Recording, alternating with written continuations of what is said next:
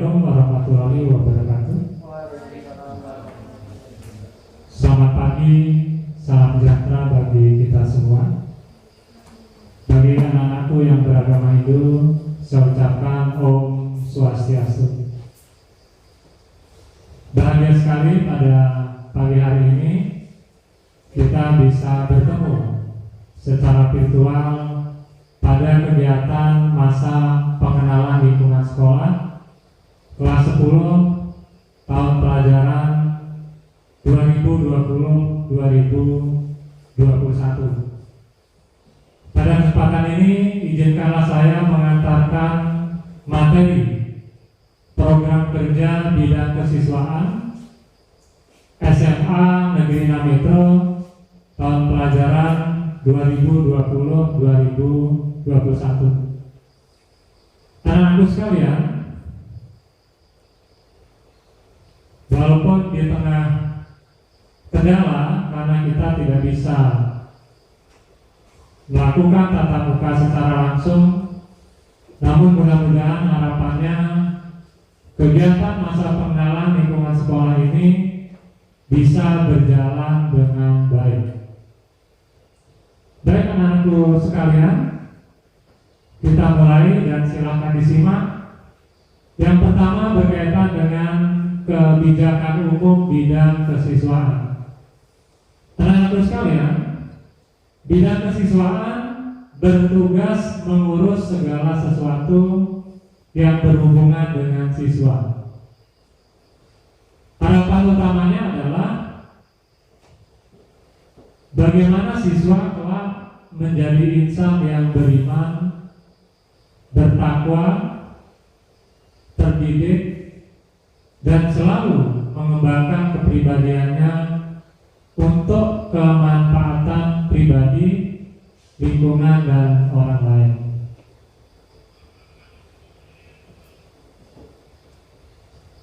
Garis besar kegiatan yang boleh dilakukan siswa. Yang pertama, semua kegiatan dilaksanakan dengan izin kepala sekolah dan orang tua siswa. Jadi nanti anak-anakku sekalian, apabila akan melaksanakan kegiatan, berarti anak-anakku harus mendapat izin kepala sekolah dan orang tua kalian terlebih dahulu. Yang kedua, semua kegiatan tidak melupakan tugas utamanya, yaitu belajar. Jadi anak-anakku, nanti kalau kalian melakukan kegiatan, di sini maksudnya adalah kegiatan di luar belajar, tidak boleh melupakan tugas utama kalian. Apa tugas utama kalian? Tugas utama kalian adalah belajar. Kemudian garis besar kegiatan yang ketiga adalah semua kegiatan selalu berorientasi untuk mengembangkan diri setiap siswa. Jadi apapun kegiatan yang kalian lakukan, haruslah tujuannya untuk mengembangkan diri kalian tentunya. Terutama di sini adalah maksudnya kegiatan tersebut haruslah kegiatan-kegiatan yang positif. Yang keempat, semua kegiatan didanai oleh komite sekolah. Mungkin juga bersumber dari dana-dana lain termasuk dana BOS, dibantu oleh donatur yang tidak mengikat. Jadi anak-anakku, kalau kalian nanti melakukan kegiatan, selain bersumber dari dana komite, juga bisa dari sumber lain, tentunya yang tidak mengikat sifatnya. Yang kelima, anak-anakku sekalian, jadwal kegiatan harus disesuaikan dengan agenda kegiatan sekolah. Maksudnya, kalau kalian melakukan kegiatan harus sesuai dengan agenda. Maksudnya jadwal yang memang sudah tersusun di dalam kurikulum selama 1 tahun ajaran. Yang keenam, semua kegiatan sudah terencana dengan baik dan matang. Jadi kalau kalian suatu saat akan melaksanakan suatu kegiatan, rencanakanlah dengan baik kegiatan ini. Kalau itu kegiatan OSIS, tentu harus dimulai dari rapat OSIS, kemudian dimusyawarahkan dengan pembina OSIS, waka kesiswaan, dan lain sebagainya, sehingga kegiatan tersebut akan berjalan dengan baik dan tentunya terhindar dari risiko-risiko yang tidak kita inginkan. Yang ketujuh, anak-anak sekalian, semua kegiatan tidak boleh menyebabkan ekses negatif, baik untuk sekolah, siswa, dan masyarakat. Tadi saya sudah menyampaikan bahwa kegiatan-kegiatan yang kalian lakukan haruslah meningkatkan kompetensi, baik itu kompetensi ya, kemampuan dan keterampilan akademik maupun non-akademik, dan tidak boleh menyebabkan dampak negatif. Yang kedelapan, semua kegiatan ekstrakurikuler harus dilaksanakan di luar jam sekolah, kecuali dalam keadaan mendesak dengan izin kepala sekolah. Apa tujuannya anak-anakku sekalian? Agar kegiatan belajar kalian tidak terganggu. Kegiatan ekstrakurikuler dilaksanakan di luar jam sekolah atau jam pelajaran. Yang kedua, anak-anakku sekalian, aspek-aspek yang dikoordinir oleh bidang kesiswaan. Yang pertama adalah kegiatan pembinaan OSIS. OSIS merupakan organisasi siswa intrasekolah yang merupakan wadah bagi siswa untuk melaksanakan aktivitas-aktivitas di sekolah, mewakili siswa tentunya. Kegiatan-kegiatan OSIS harus berkoordinasi dengan bidang kesiswaan. Apakah itu dengan pembina OSIS ataukah dengan waka kesiswaan. Yang kedua, bidang kesiswaan juga mengkoordinir kegiatan ekstrakurikuler. Kalau kelak kalian mengikuti kegiatan ekstrakurikuler, harus dikoordinasikan terlebih dahulu dengan bidang kesiswaan. Yang ketiga, kegiatan upacara bendera. Jadi kegiatan upacara bendera juga merupakan aspek yang dikoordinir oleh bidang kesiswaan. Bidang kesiswaanlah melalui OSIS yang setiap hari Senin menyiapkan pelaksanaan upacara bendera, baik itu upacara bendera rutin hari Senin ataupun upacara bendera memperingati hari-hari besar kenegaraan seperti peringatan 17 Agustus, kemudian peringatan Hari Pahlawan dan lain sebagainya.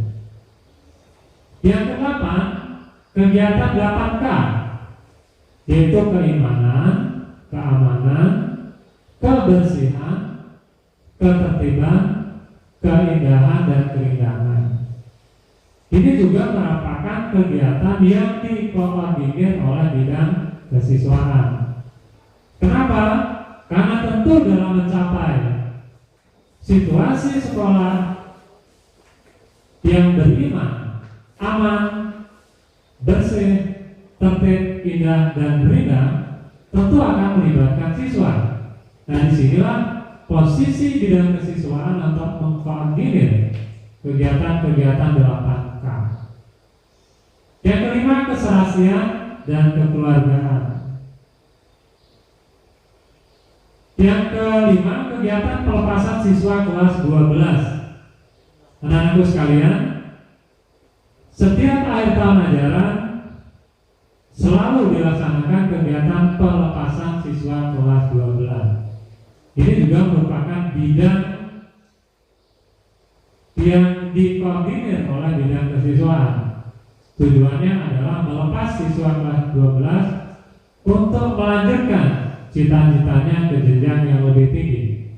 Dan biasanya dibentuk panitia baik itu panitia guru maupun panitia siswa. Peran OSIS dan seluruh siswa sangat besar pada kegiatan pelepasan siswa kelas 12 ini. Yang berikutnya adalah kegiatan pendaftaran ke perguruan tinggi negeri.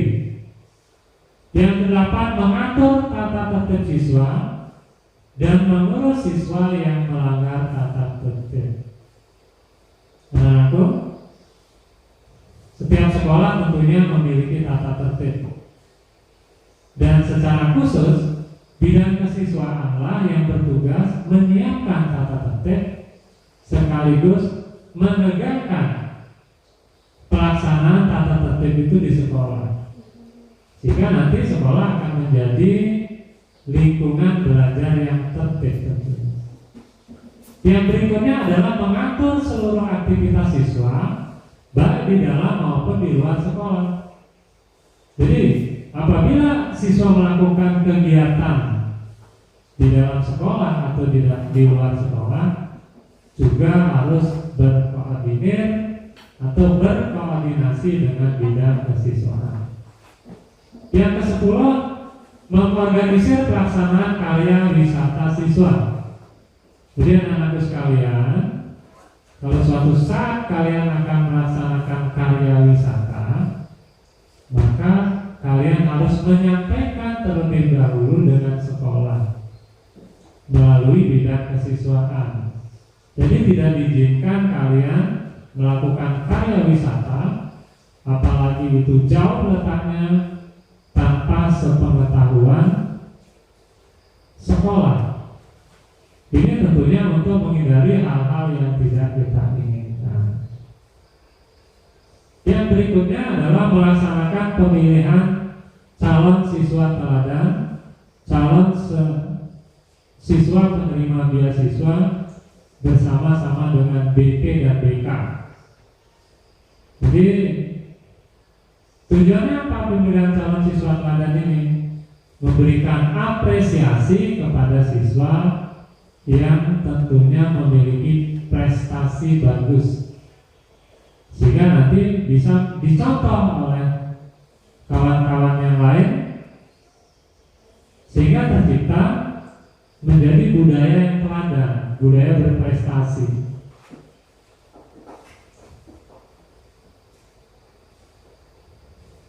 Yang ketiga, anak-anakku sekalian, kegiatan pengembangan diri.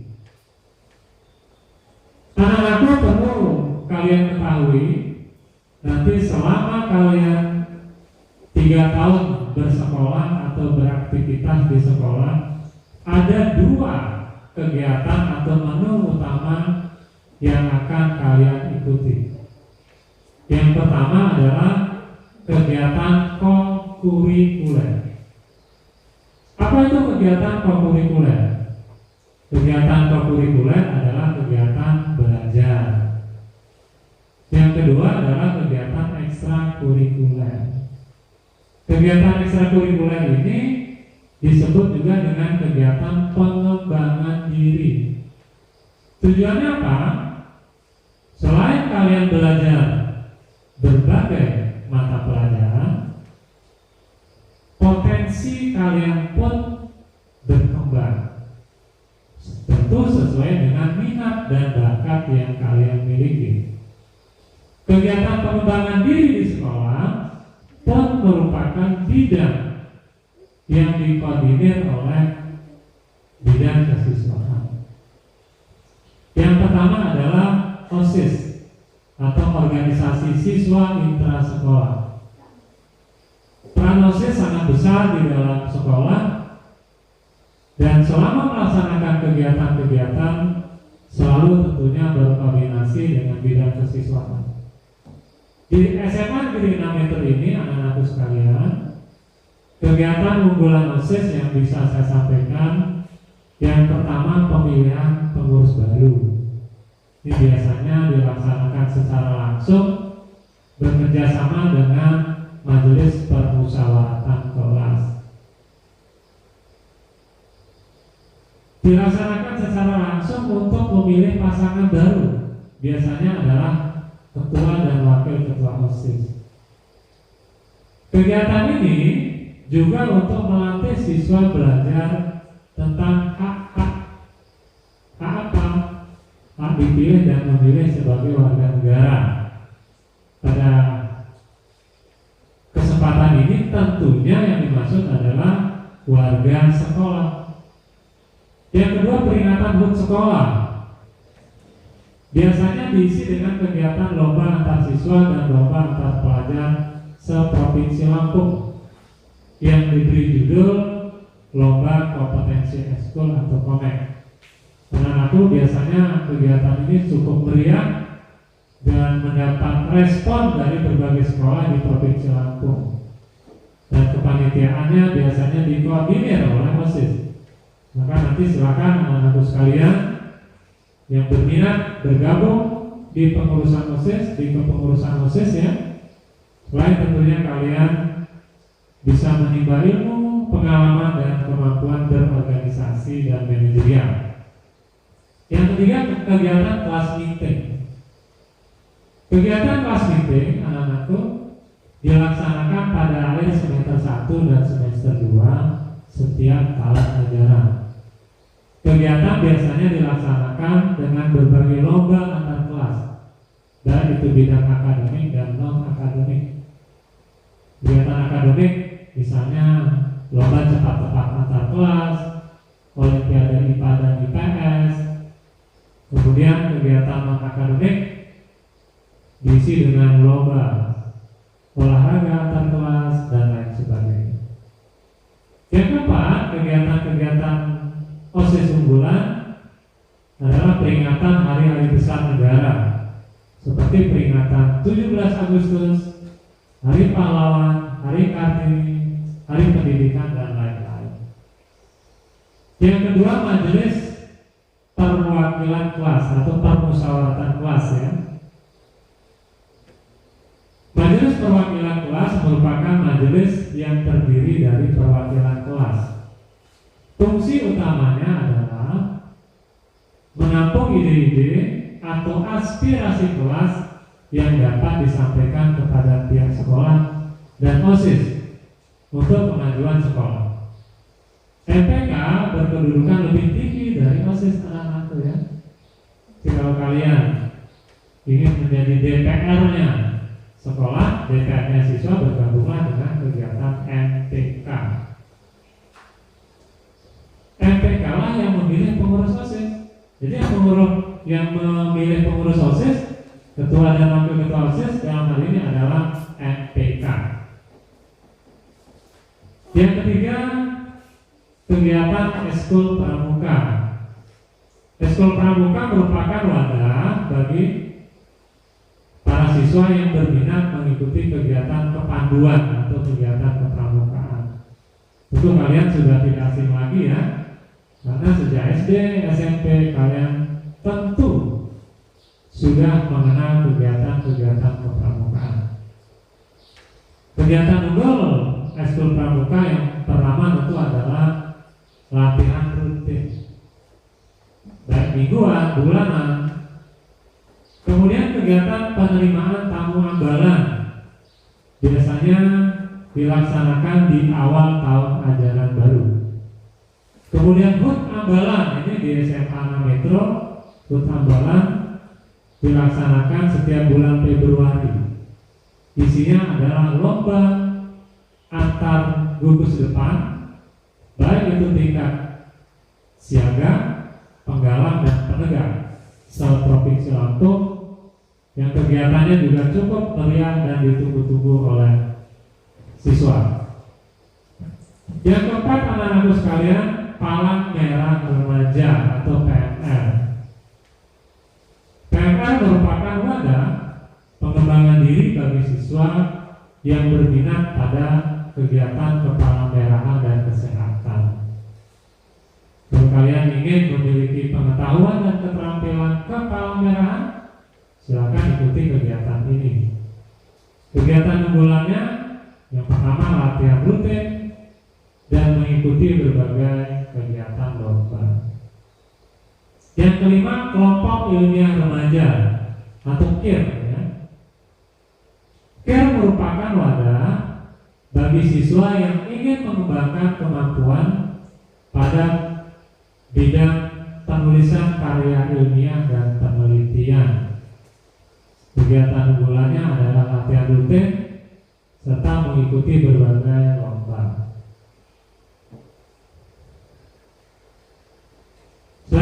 Selanjutnya anak-anakku sekalian, kegiatan pengembangan diri yang keenam yang ada di SMA 6 Metro adalah ROHIS. ROHIS merupakan kegiatan pengembangan diri bagi siswa yang berminat pada kegiatan kerohanian dan keagamaan. Kegiatan unggulannya selain juga tentunya kegiatan rutin keagamaan, juga biasanya melaksanakan kegiatan buka bersama pada saat bulan puasa. Kemudian melaksanakan pesantren kilat, melaksanakan kurban. Kemudian juga ROHIS SMA 6 memiliki seni alat seni yang namanya drum. Dan ini biasanya juga ditampilkan pada berbagai kegiatan-kegiatan. Yang ketujuh, paduan suara atau padus. Paduan suara merupakan kegiatan pengembangan diri bagi siswa yang berminat pada kegiatan seni suara. Maaf ini ya, salah ketik, tidak ada keagamaannya ya. Kegiatan unggulannya yang pertama adalah latihan rutin. Kemudian setiap hari Senin dan setiap hari-hari besar itu merupakan pengiring paduan suara pada upacara bendera hari Senin, kemudian upacara hari besar kenegaraan seperti 17 Agustus. Kemudian juga mengikuti berbagai lomba. Kenapa pasukan pengibar bendera atau paskib merupakan kegiatan pengembangan diri bagi siswa yang berminat pada kegiatan seni suara. Ini masih salah ketik ya. Yang benar adalah pada kegiatan baris berbaris dan pengibaran bendera. Kegiatan unggulannya adalah latihan rutin, kemudian melaksanakan upacara bendera dan upacara hari-hari besar kenegaraan, dan juga mengikuti berbagai lomba. Menjadi anggota paskib itu cukup bergengsi, terutama apabila kalian terpilih sebagai pasukan pengibar bendera pusaka pada tingkat kota, provinsi, dan bahkan nasional. Yang ke-9, bola basket merupakan kegiatan pengembangan diri bagi siswa yang berminat pada kegiatan basket. Kegiatan unggulannya adalah latihan rutin dan mengikuti berbagai lomba. Futsal yang ke-10 merupakan kegiatan pengembangan diri bagi siswa yang berminat pada kegiatan futsal. Kegiatan unggulannya latihan rutin dan mengikuti berbagai lomba. Kemudian ada bola voli. Ini bagi anak-anakku yang memang berminat atau senang bermain bola voli ya, bisa bergabung dengan eskul bola voli. Bahkan prestasi tim bola voli SMA Negeri 6 Metro cukup membanggakan. Sering menjuarai berbagai event di tingkat nasional. Kegiatan unggulannya adalah latihan rutin dan mengikuti berbagai lomba. Berikutnya anak-anakku pencak silat. Ini merupakan kegiatan pengembangan diri yang cukup bagus ya bagi siswa yang berminat pada kegiatan bela diri, seni tradisional yaitu pencak silat. Dan kebetulan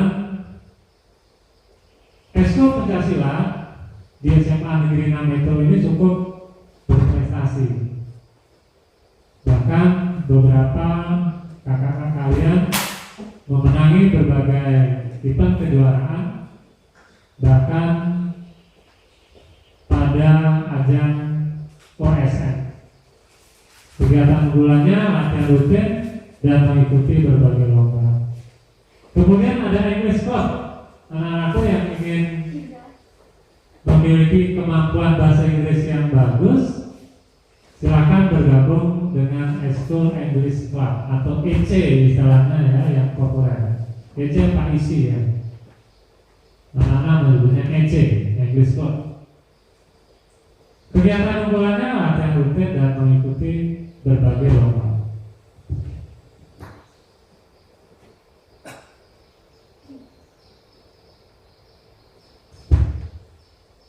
Yang berikutnya fotografi dan sinematografi.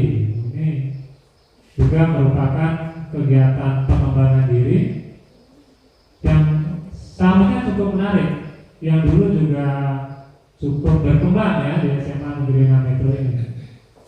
Itu bagi kalian yang berminat untuk atau suka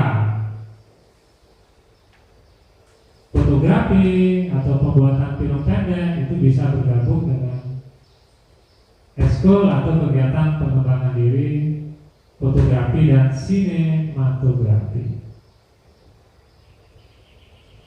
Anak-anakku, yang ketiga adalah kegiatan pengembangan diri lainnya. Selain tadi yang sudah saya paparkan, nanti atau kelak ketika kalian sudah beraktivitas, kalian bisa mengikuti kegiatan pengembangan diri lainnya. Apa itu? Yang pertama, Olimpiade Sains ya. Di antaranya Olimpiade Sains Matematika, Fisika, Kimia, Biologi, Geografi, Astronomi, Ekonomi, dan Komputer. Jadi Olimpiade Sains ini merupakan kegiatan yang sangat bergengsi yang dilaksanakan setiap tahun dan biasanya diadakan perlombaan atau pemilihan Olimpiade Sains pada tingkat kota, provinsi, bahkan nasional. Jadi anak-anakku sekalian, rajin-rajinlah belajar. Nanti kalian bisa ikut tim Olimpiade Sains.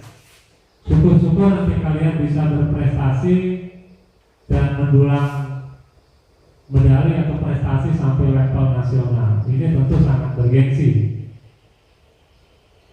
Selain itu juga kegiatan pengembangan diri LCC 4 pilar ya.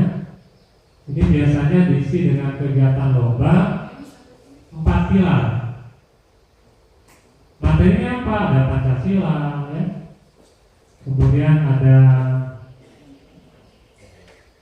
materi Undang-Undang Dasar dan lain sebagainya. Kemudian ada kegiatan pengembangan diri LCT IPA, LCT IPS, kemudian juga Olimpiade Sosiologi, O2SN atau Olimpiade Olahraga Nasional, yang pada tahun kemarin kakak-kakak kalian itu 6 orang atau 6 siswa berhasil meraih trofi untuk pelaksanaan Olimpiade Olahraga Nasional tingkat kabupaten kota. Kemudian ada juga kegiatan FLS2N atau Festival Lomba Seni Siswa Nasional. Kemudian juga ada kegiatan pengembangan diri sastra dan budaya. Ada juga teater, bahkan musik ya anak-anakku sekalian. Itu anak-anakku sekalian berkaitan dengan berbagai kebijakan kesiswaan dan kegiatan pengembangan diri. Selanjutnya kita akan mendiskusikan materi tata tertib siswa.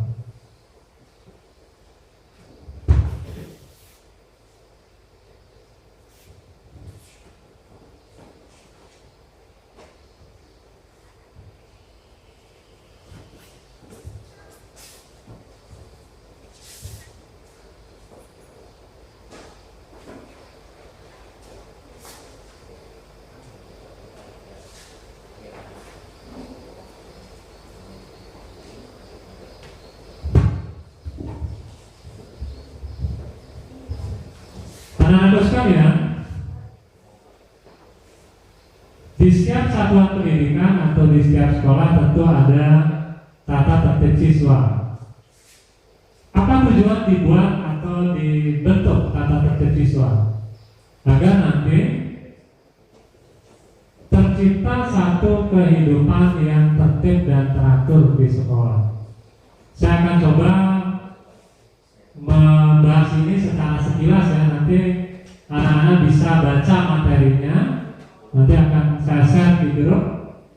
Yang pertama, tolong disimak apa sih yang menjadi kewajiban peserta didik.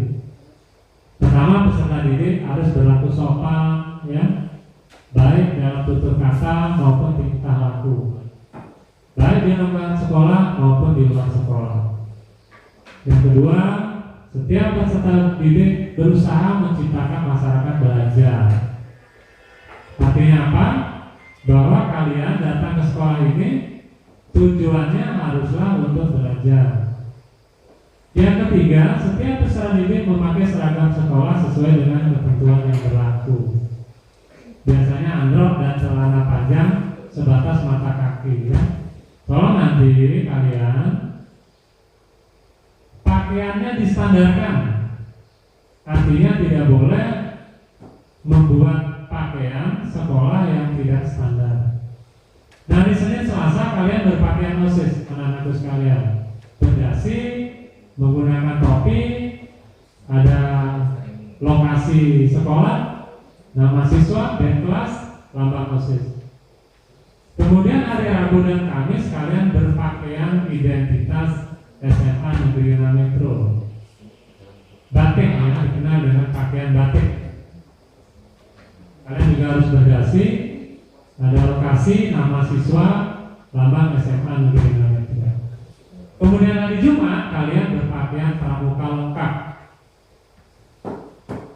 Catatan ya, untuk pakaian ini ikat pinggangnya berwarna hitam, sepatunya berwarna hitam, kaos kaki putih pada hari Senin sampai dengan Kamis, kecuali pada hari Jumat itu menggunakan pakaian pramuka lengkap, kaos kakinya berwarna hitam.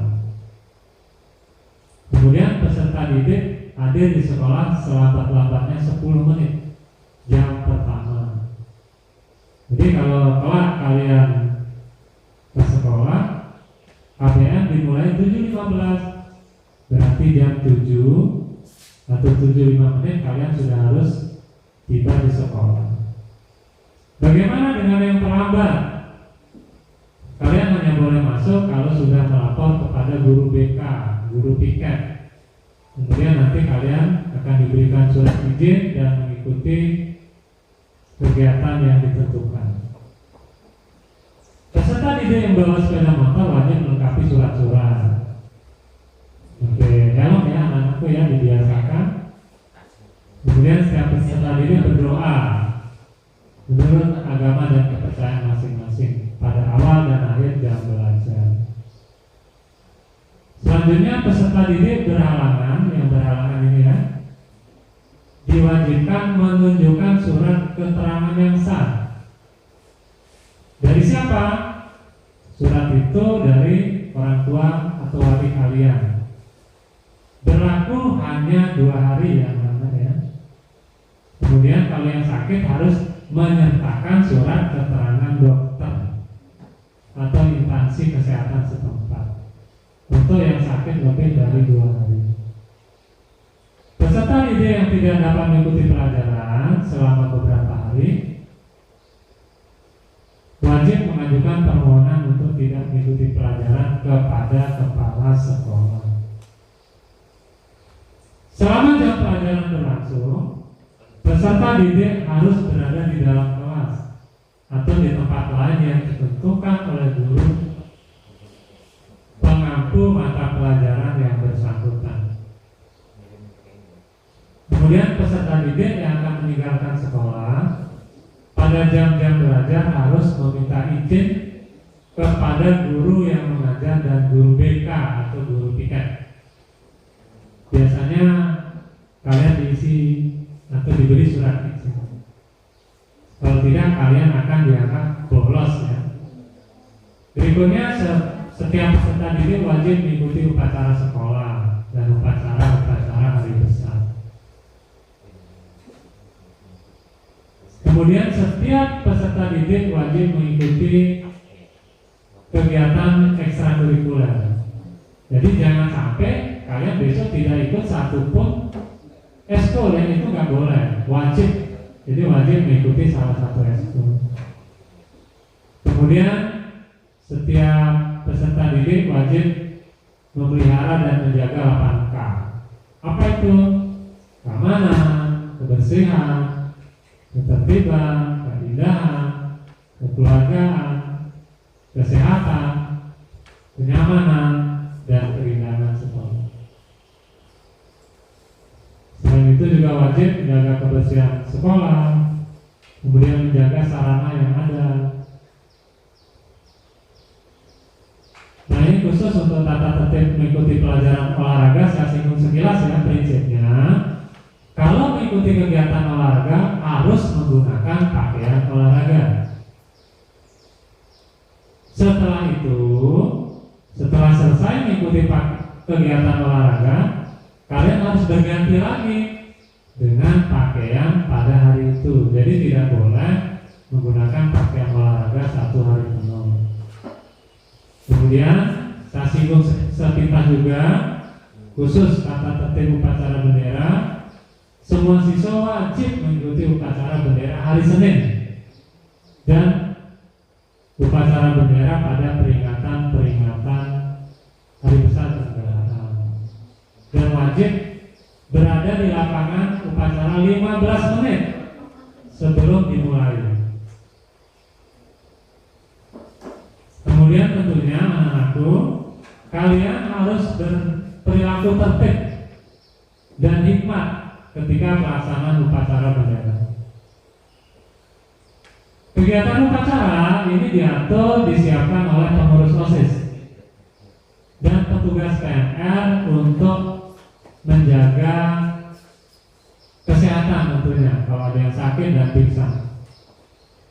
Hak peserta didik nomor 3 ya, mendapatkan pendidikan dan pengajaran, sudah jelas ya.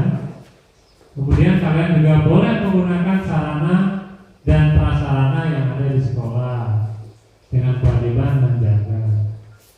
Kemudian mengajukan usul dan saran melalui OSIS, wali kelas, BK, PK ya. Kemudian mengembangkan bakat dan minat melalui organisasi OSIS, MPK, dan Eskul. Kemudian mendapatkan perlakuan yang sama. Itu hak. Kemudian larangan dan penghargaan.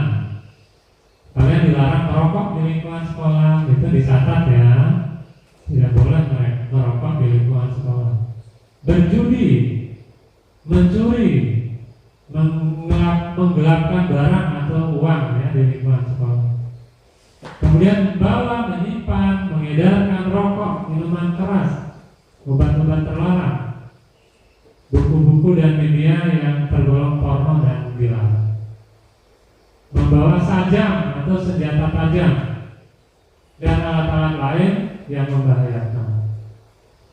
Mengemudikan mobil masuk halaman sekolah pada jam belajar, membuat kegaduhan. Kemudian dilarang juga menerima tamu selama jam pelajaran tanpa izin guru BK dan piket. Meninggalkan jam-jam pelajaran tanpa izin, berambut panjang, melawan atau menentang guru dengan cara apapun, merusak sarana dan prasarana, berpakaian tidak pantas dan berdandan berlebihan. Nah ini, jadi bagi siswa atau siswi putri tidak perlu menggunakan make up yang berlebihan, seperlunya saja. Kemudian juga tidak boleh menikah selama menjadi peserta didik. Kemudian merusak dan mencemarkan nama baik sekolah, tidak boleh menikah selama menjadi peserta didik. Mengaktifkan handphone pada jam-jam belajar tanpa izin dan tujuan. Maksudnya ini bukannya untuk belajar, tetapi malah untuk main-main. Kemudian memakai celana pensil ya, sampai susah membukanya.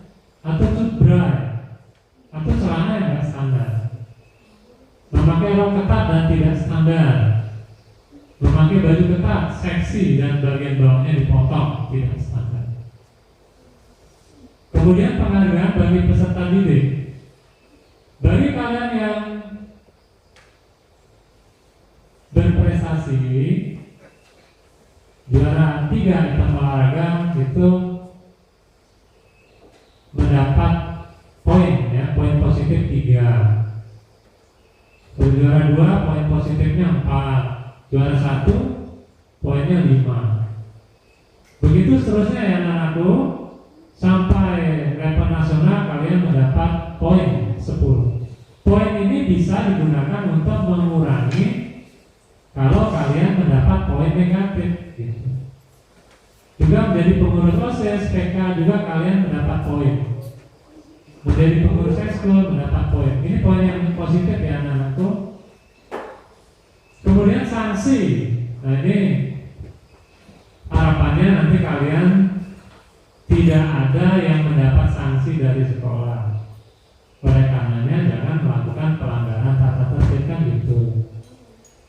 Coba kita diskusikan ya sekilas. Ini kalau kalian terlambat KBM dan upacara itu mendapat poin 1.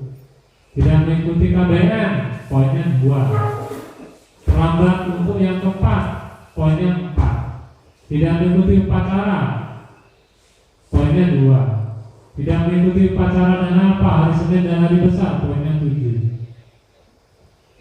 Kemudian tidak menggunakan seragam dengan baik itu poinnya per bagian. Misalnya tidak menggunakan lokasi SMA 6 itu kalian mendapat poin 1. Begitu seterusnya ya, tidak memakai kaos kaki hitam, tidak memakai sepatu hitam itu poinnya 1. Kemudian istirahat UKS tanpa izin. Nah ini sering ini, ada yang alasan tidak sakit, ngomong sakit, itu kalian dapat poin 3. Terlambat peserta didik yang keempat itu dapat poin 4. Begitu seterusnya ya anak-anakku sekalian ya. Kemudian ada juga kriteria pelanggaran sedang. Seperti apa? Tidak mengikuti KBM 1 hari tanpa izin. Ini 5. Memakai anting-anting. Ini bagi yang laki-laki ya, kalung, gelang, tali hidup itu mendapat poin 5. Jadi tidak boleh ya. Kemudian membawa rokok di lingkungan sekolah, kalian dapat poin 10. Mewarnai rambut, ini sering juga ini. Itu poinnya 5. Kemudian melanggar sopan santun, berkata kotor, lompat jendela sekolah itu dapat poin 10. Kemudian merokok itu poinnya 20 ya. Bertato poinnya 30. Juga tidak boleh memasukkan tanda tangan ketika kalian membuat izin. Padahal kalian membuat surat sendiri, kalian tanda tangan sendiri, itu juga nggak boleh, dan apapun. Nah pada kegiatan ulangan itu nggak boleh nyontek. Setiap kali kalian nyontek dapat poin 5. Kemudian di handphone ada konten pornografi, itu poinnya 30. Memakai seragam sekolah, celana dan rompi pinggul itu dapat poin 20. Memakai makeup berlebihan dapat poin 10. Membolos itu poinnya 20. Tidak masuk 3 hari berturut-turut ya, kalian dapat poin 25. Kemudian ada juga pelanggaran yang kategori berat. Yang pertama, membawa senjata tajam ke sekolah tanpa alasan atau tujuan yang jelas, itu poinnya 100. Melakukan penganiayaan fisik terhadap guru, karyawan, kepala sekolah mendapat poin 100. Melontarkan kata-kata yang tidak sopan dan penghinaan terhadap kepala sekolah, guru, karyawan mendapat poin 50. Menggerakkan perkelahian ya, tawuran itu poinnya 75. Menyalahgunakan obat-obat narkotika dan minuman keras poinnya 100. Berkelahi di dalam atau di luar sekolah poinnya 75. pemerkosaan itu poinnya 100. Colak-colek, pelecehan seksual poinnya 75. Mencuri poinnya 100. Berjudi poinnya 100. Pemerasan poinnya 50. Membentuk organisasi terlarang poinnya 100. Melakukan pengusahaan coret-coret 75. Mencemarkan nama sekolah itu kalau kalian terjaring operasi pekat atau penyakit masyarakat ya, kalian mendapat poin 50. Kemudian dimuat di koran atas tindakan kejahatan atau perbuatan asusila poinnya 75. Dilaporkan oleh masyarakat atas tindakan kejahatan atau perbuatan asusila dan terbukti secara hukum itu poinnya 100. Nah, bagaimana cara penanganannya anak-anakku? Itu kalau kalian dapat poin 5 sampai 10 itu diberi peringatan lisan. Jadi kalau dapat poin 5 sampai 10 kalian akan diberikan peringatan lisan. Kalau poinnya 11 sampai 20 kalian mendapat peringatan tertulis. Kalau mendapat poin 21 sampai 30 kalian diwajibkan membuat surat pernyataan yang ditandatangani oleh peserta didik, orang tua, wali murid, dan diketahui oleh wali kelas. Kemudian kalau mendapatkan poin 31 sampai 50 membuat surat pernyataan bermaterai yang ditandatangani oleh peserta didik, orang tua, wali murid, wali kelas, dan kepala sekolah. Dan apabila kalian mendapatkan poin 51 sampai 70 kalian akan diskorsing selama 3 hari. Selama diskorsing kalian akan diberikan tugas tertentu di sekolah oleh guru bidang studi atau wali kelas. Sementara kalau kalian mendapatkan poin 71 sampai 99 kalian diskorsing selama 7 hari di rumah dan diberi tugas tertentu oleh wali kelas atau kepala sekolah. Kemudian membuat surat pernyataan di atas materai. Nah, kalau kalian mendapatkan poin 100, ini akan dikembalikan kepada orang tua wali murid. Anak-anakku sekalian, saya berharap seluruh siswa tentunya selalu menaati aturan sekolah, sehingga nanti kalian tidak mendapatkan poin. Yang terpenting yang perlu kalian pahami bahwa tata tertib ukuran maksimalnya tercapai Pak. Maksudnya di ini lagi Pak, tak mulai lagi. Jadi sekali lagi anak-anak sekalian, bahwa tata tertib sekolah itu dibuat tentunya agar tercipta kehidupan yang tertib dan harmonis di lingkungan sekolah, sehingga kalian bisa belajar dengan baik, hak-hak kalian terlindungi, kalian bisa nyaman. Jadi jangan tata tertib ini dianggap sebagai sesuatu yang sifatnya memberatkan atau memaksa. Anak-anak sekalian, kiranya itu yang bisa saya sampaikan pada kegiatan MPRS pada pagi hari ini.